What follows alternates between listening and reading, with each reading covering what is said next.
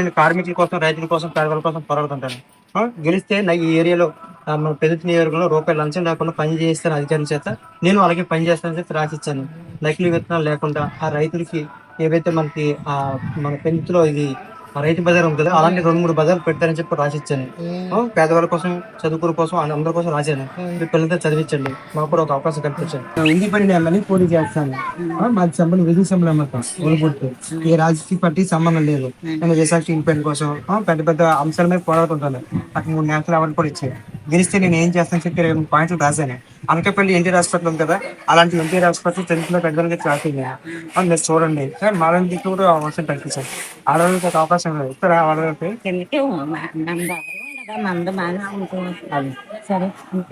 ప్రజలు నా పేరు ఆడే నాగరాజు. నేను పెండితే ఇండిపెండెంట్ ఎమ్మెల్యే పోటీ చేస్తున్నాను.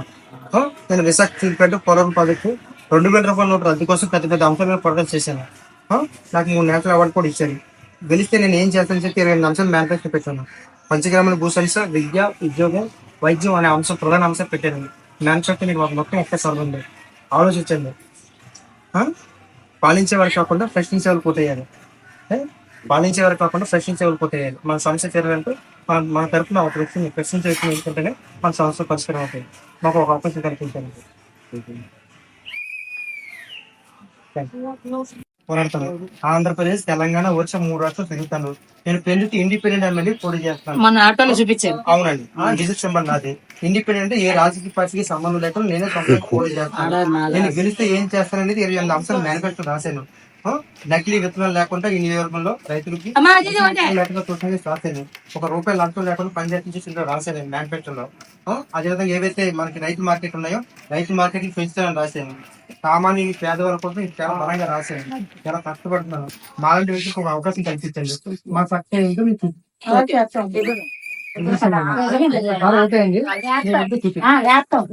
విశాఖ కోసం నేను గెలిస్తే అనకాపల్లి ఎన్టీఆర్ హాస్పిటల్ ఉంది కదా, అలాంటి ఎన్టీఆర్ హాస్పిటల్ ఈ మన పెరుగుతుల పార్టీ సైన్కి రాశాను.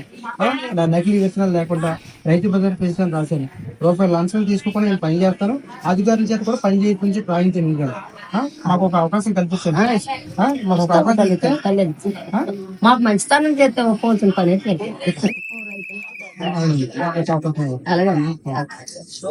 హైదరాబాద్ రవీంద్రబాద్ లో 3 నేషనల్ అవార్డ్స్ వచ్చాయి.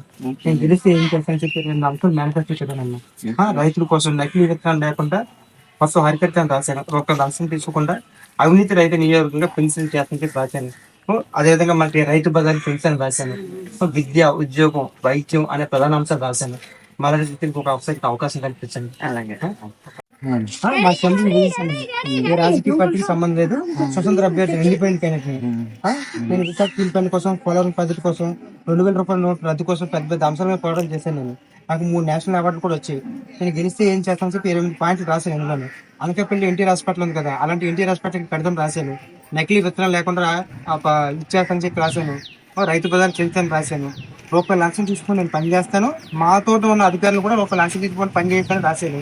మీరు ఒక అవకాశం కానీ సివిల్ కానీ చేసి మాకు అవకాశం కలిపిస్తే మాత్రం ఖచ్చితంగా మార్పు తీసుకొస్తాను.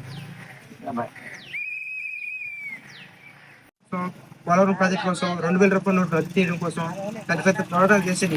నాకు 3 నేషనల్ అవార్డ్స్ కూడా ఇచ్చారు.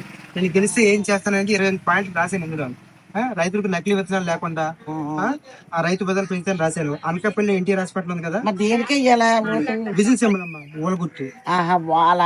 ఓలగుర్తు ఆడ నాగరాజు. ఒక అవకాశం కల్పించండి మాకు కూడా. ఇదేదో బండి మీద వస్తుండే చిన్న కుర్రోడు అంటాడు. ఆ కుర్రోడే ఈ కుర్రోడు 7 వయసు చిన్నది. మన ఆఫీస్ అదే చిన్న కుర్రోడు ఇది ఏ నెలలు పడుతుందో 7 అది చెప్పినారనమాట. సరే బాబు బంగారు. అలాగే అలాగే అలాగే తల్లి అలాగే బంగారం. నువ్వు గెలుస్తావు వెళ్ళు. 3 నేషనల్ అవార్డు గెలిస్తే నేను ఏం చేస్తానని చెప్పి మేనిఫెస్టో రాశాను. మొత్తం చదవండి. ఒక అవకాశం మాకు కల్పించండి. అసెంబ్లీ తెలిసింది. ఒక అవకాశం మాకు కల్పించండి. విద్య, ఉద్యోగం, రైతులకి నకిలీ విత్తనాలు లేకుండా ఇవన్నీ కూడా ఎవరైతే పేదవాళ్ళు ఉంటారో వాళ్ళందరి కోసం నేను రాసిచ్చాను. ఒక అవకాశం మాలాంటి వ్యక్తికి కల్పించండి.